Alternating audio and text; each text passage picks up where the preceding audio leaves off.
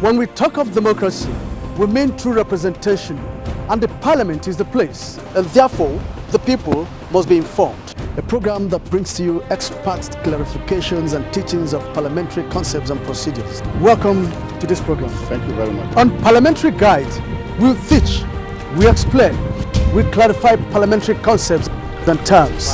And value of run oversight over the executive. Thank you for joining us on another edition of the program, the Parliamentary Guide. I am Ignatius. Well, recently the Senate passed a bill seeking to establish the Chartered Institute of Forensic and Auditors of Nigeria. And then for the interest of the public, today's edition of the program will center on some explanations on this institute and the bill seeking to establish it. Well, we'll be right back. When we come back, the program starts. Well, we have in this edition our guide, the pro tem president of the Chartered Institute of Forensic Auditors of Nigeria. She's Dr. Victoria Inabe. Thank you for joining us on the program. Thanks for having me. All right. Well, recently, the Senate passed a bill for third reading, and then when a bill is passed for third reading, it means it has been passed by that chamber of the legislature. A bill seeking to establish the Chartered Institute of Forensic and Auditors of Nigeria. And Investigative Auditors of Nigeria. Now, can you tell us what this institute is all about? Yes, before I tell us what the institute is all about, first and foremost, I would like to commend Nigerian Senate for passing the bill in their wisdom and the transparency exhibited in the process. It wasn't easy, but they saw the need and the bill was passed. This I must commend. Chartered Institute of Forensic and Investigative Auditors of Nigeria is an anti-fraud organization that provides skills to relevant professionals in Nigeria on how to make use of science and technological tools to prevent, detect, and investigate fraud, and also to put in place some sophisticated mechanisms to prevent future occurrence. For as we are aware, fraudsters have gone sophisticated. They now engage digital technologies in perpetrating fraud, which make it impossible for traditional audits to detect it. So the Chartered Institute of Forensic and Investigative Auditors have all it takes to equip these professionals who will be able to make use of the same digital technologies in detecting the fraud, no matter how small or big. Okay. Then, what do you think this bill seeks to achieve for this institute? For the institute or for Nigeria? Yeah, vice versa. Okay, number one, or before I proceed, I would like to say that the benefit of this institute to Nigeria is enormous. Okay. However, I would like to mention a few of them. It will save Nigeria government the cost of inviting foreign forensic auditors for fraud investigation, as it were. To some large extent, it takes only Nigerian forensic auditors who knows the terrain to be able to track or investigate fraud successfully in Nigeria. What has been on was that government invites these foreign forensic auditors to the country and still make use of our own people in Nigeria to do investigation. And at the end of it, dollars, hard currencies, what they will pay to them. But by the time this institute come to be finally, government will no longer spend such money because at that time, government will now patronize Made in Nigeria to grow Nigeria. That is number one. Another major advantage that this body will bring to our anti-corruption is that it will help to train government agents and staff through certification on the use of science and technologies to be able to prevent fraud in their various organizations.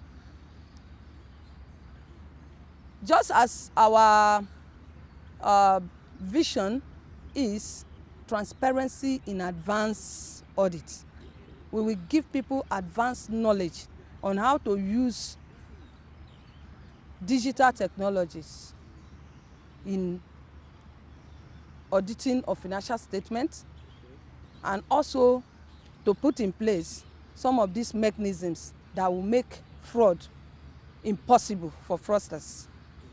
By doing that, you know that we'll put sanity in our government offices. Another reason again is that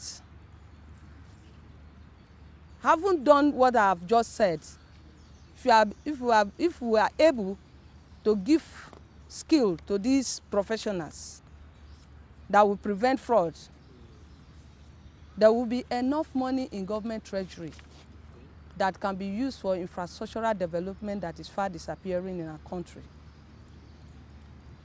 There will be enough money to employ our teeming youths who are roaming in the street, who are traveling to Libya, traveling to overseas where they are being killed like chickens.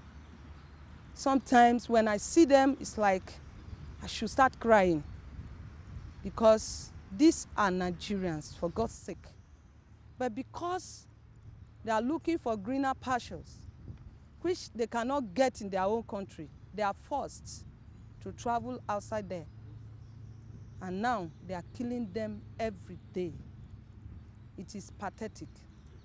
This institute, by the time we are fully approved in Nigeria, will be able to help Nigeria or to assist Nigeria government in preventing fraud. And when we prevent fraud, then money will be enough there to give work to all these youths that are roaming about.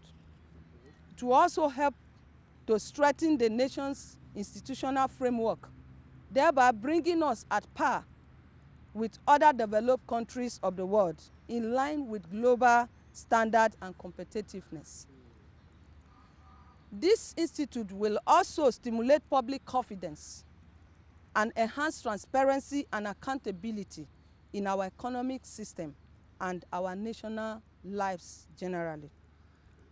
This institute will also answer the question often posed by foreign investors as to the safety and guarantee of their direct foreign investment, DFIS, in our country, which is the reason why many of them has withdrawn their investment from our country.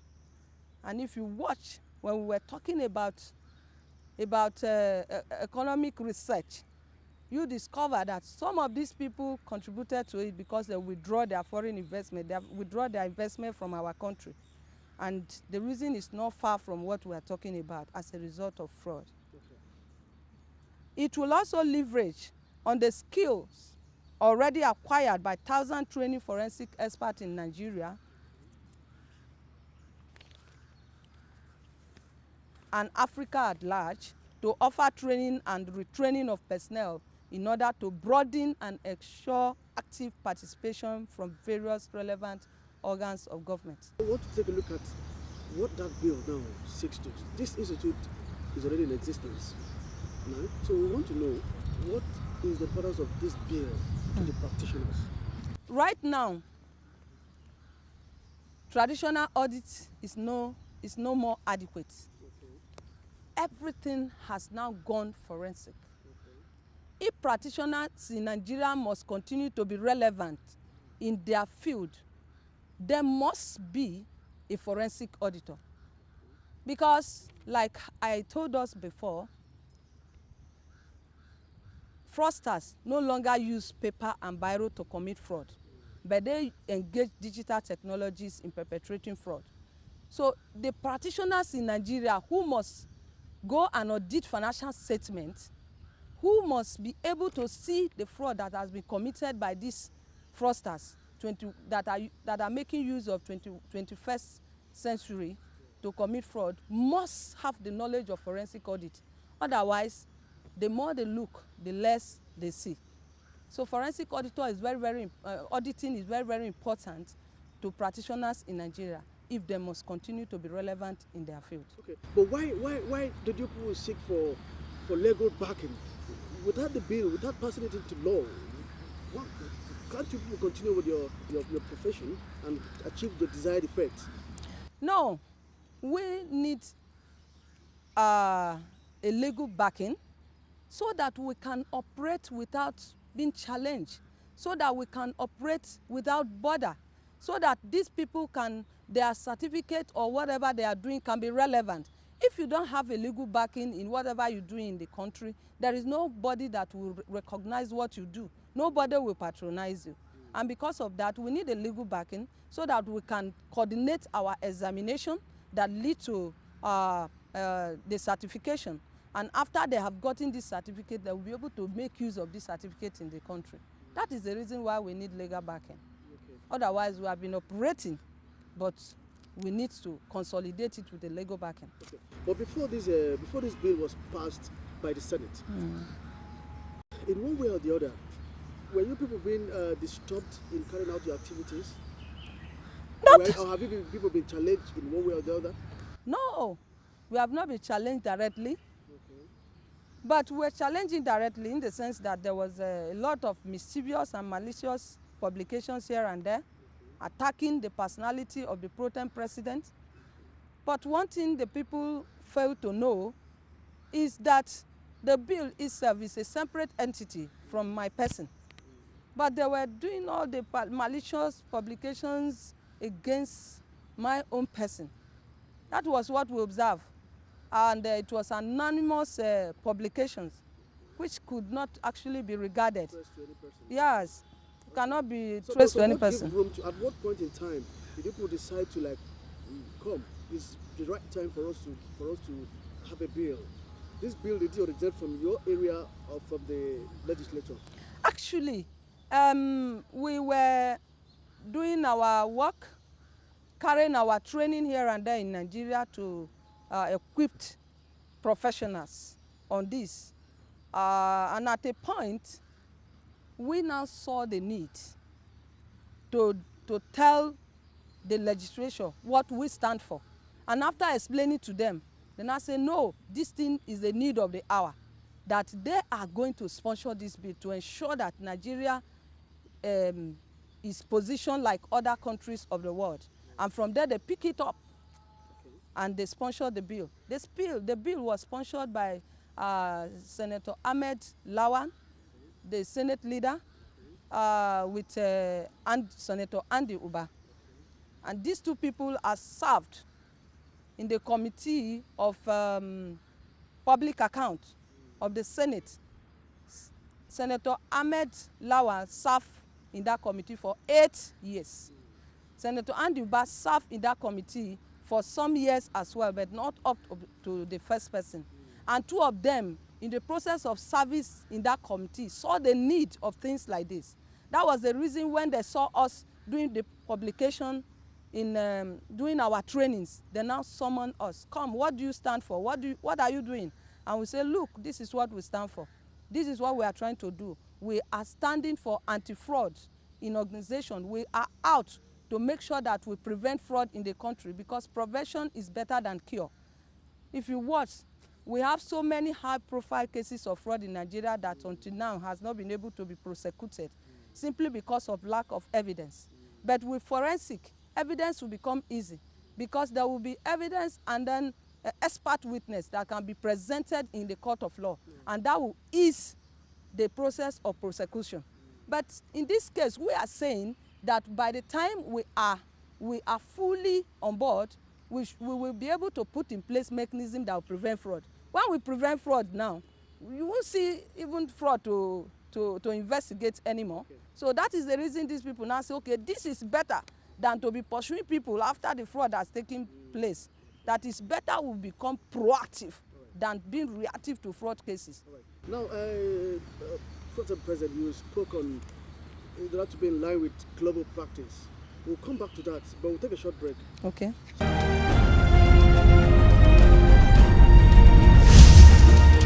When intellectuals teach, they do that through parliamentary guide. Executive communication, that is communication coming from the executive, requiring action by the legislature.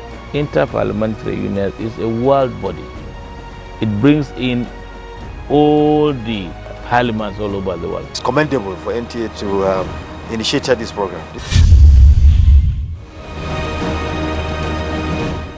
Welcome back to the program, The Parliamentary Guide. Well, today we are discussing the bill recently passed by the Senate on the establishment of the Chartered Institute of Forensic and Investigative Auditors of Nigeria.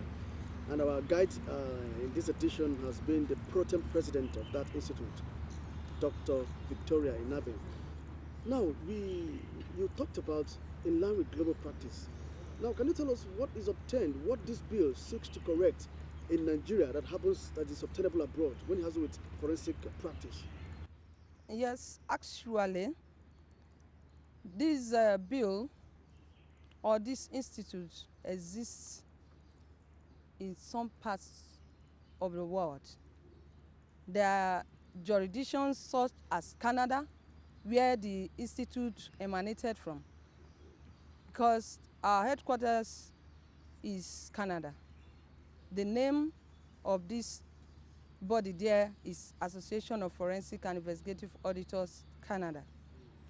And this particular professional body came from Canada to Nigeria. Apart from Canada, there are another places like Belgium, UK, USA, Germany, Australia, etc. that have professional bodies like this that exist over there, separate from professional accounting bodies.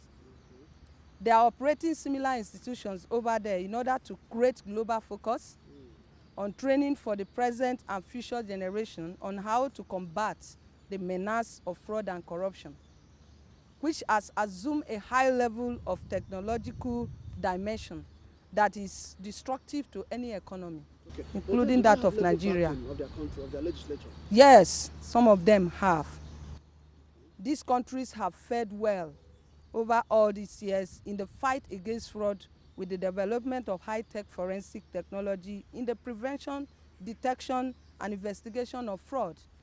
And their government is happy about it. If you watch, fraud is minimal over there compared to our country. Today, fraud has come to build his edifice in the middle of Nigeria. And that is why most of us are crying today. But we are saying that if our children must not suffer tomorrow, we need to practice same that these people are doing, which has helped them in their countries. Okay. Yes. Right. Then we are particularly interested to ask if this is, most times in the parliament, issues of establishment of institutes, most times is looked at as duplication of institutions and institutes that hitherto has been in existence. Some people are seeing this institute as a duplication of some existing institutes. Now, what would be your clarification to that aspect? Well, this institute is not in any way a duplication of institute, because what we have on ground is professional accounting bodies in Nigeria. And professional accounting bodies in Nigeria are to prepare financial accountants. They are called financial accountants. They prepare financial statements. And auditors, there is a need for us to have auditors in Nigeria who will serve as a check. That is the reason for the Office of the Auditor General of for the Federation and the Office of Accountant General of the Federation. Office of the Accountant General of the Federation is to prepare financial statements, while Auditor General for the Federation serve as a check to the financial statement prepared by the Accountant General of the Federation. Now, this institute is like an institute that have come to stand on its own, to be a check to other professional bodies like that have accounting professional bodies. For instance, we have legislation, we have judiciary, we have executive. You cannot say that executive is a duplication of judiciary because all of them have their separate work that they are doing. But however, they complement one another. Now, forensic and investigative audit has come to fill a vacuum in Nigeria. We are standing to be a check institute to the financial statement prepared by financial accountants. Apart from our main duty of being anti-fraud organization, who is there to prevent fraud? And how we prevent fraud is like this. By just knowledge, having knowledge that there is forensic auditor in the country or there is a forensic auditor in an organization, fraudsters become very careful because they know that if they commit fraud, that no matter how small or big it is, forensic auditor will detect it. So there is nothing like duplication of duty of any other professional body in Nigeria.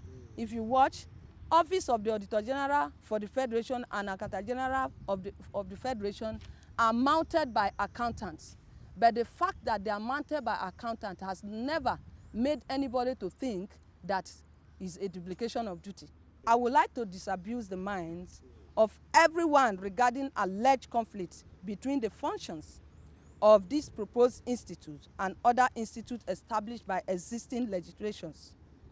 Chartered Institute of Forensic and Investigative Auditors of Nigeria should not be seen as a threat or rival institute to any existing professional body or accounting professional body in Nigeria, because we are not out to attack any existing professional bodies in Nigeria. Rather, we have come to fill a vacuum and complement what they have been doing.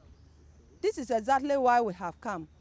So we shouldn't be seen as a rival at all. Right. Finally, as we speak, the two existing professional body or accounting professional body in Nigeria have their art, their enabling art, and it is clear there is no forensic and investigative audit in their enabling art.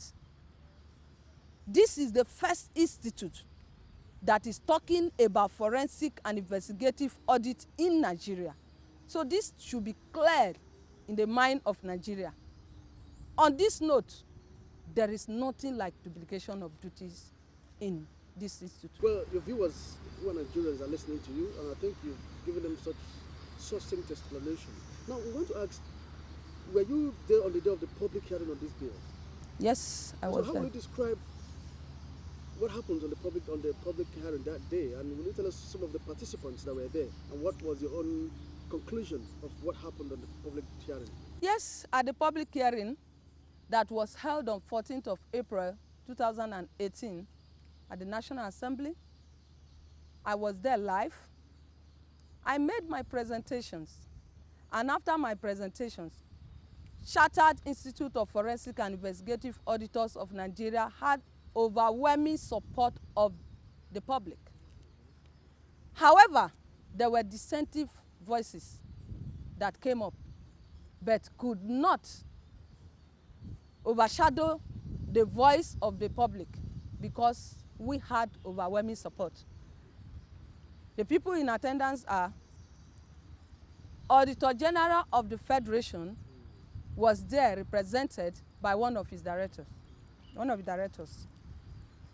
I have a professor, Professor Aminu Mekailo, the former VC of Usman Dan Fodio University, Sokoto.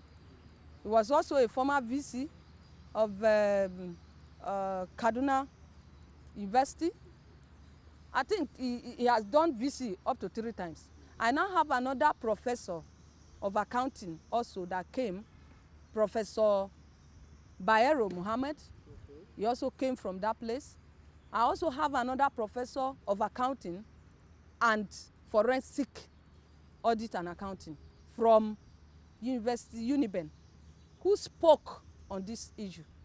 And another person that spoke among these people for us was the former Deputy Governor of Kogi State, Dr. Philip Salau.